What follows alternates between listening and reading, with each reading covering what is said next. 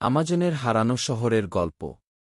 Amazon বনে হারানো শহরের গল্প মূলত একটি মিথ বা কিংবদন্তির সঙ্গে যুক্ত।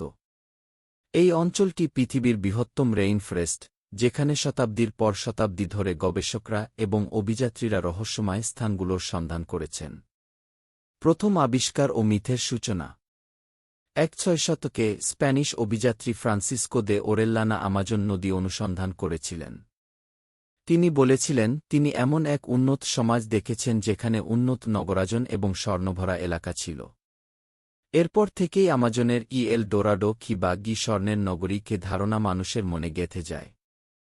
পার্সি ফাসেট ও জেড সিটি গি। ব্রিটিশ অভিযাত্রী কর্নেল পার্সি ফাসেট ১৯২৫ সালে জেড সিটি দ্য লস সিলিওভস খুঁজতে আমাজনের গভীরে পাড়ি দেন।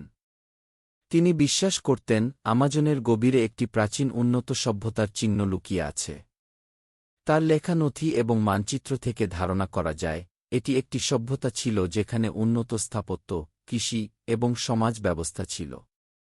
কিন্তু ফসেট এবং তার সঙ্গীরা অভিযান থেকে আর ফিরে আসেননি। ফলে এই শহরটি একটি অমীমাংসিত রহস্য হয়ে রয়ে গেছে। আধুনিক গবেষণা ও বাস্তবতা।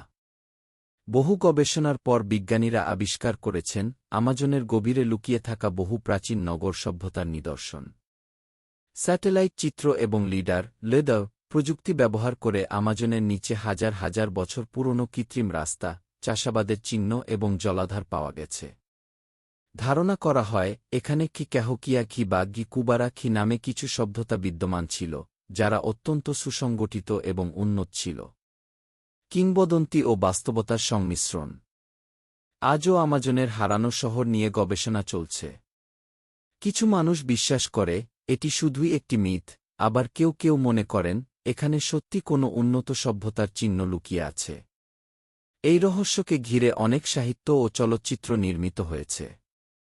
উপসংহার: আমাজনের হারানো শহর শুধুমাত্র একটি ইতিহাস নয়, এটি মানুষের কল্পনা এবং অনুসন্ধিৎসার এক অনন্য উদাহরণ। এর সঙ্গে জড়িয়ে থাকা রহস্য এবং রোমাঞ্চ আমাদের মনে আরও অনেক প্রশ্নের জন্ম দেয়। সম্ভবত ভবিষ্যতে প্রযুক্তি এবং গবেষণার উন্নতির মাধ্যমে আমরা এর রহস্য উন্মোচন করতে পারব।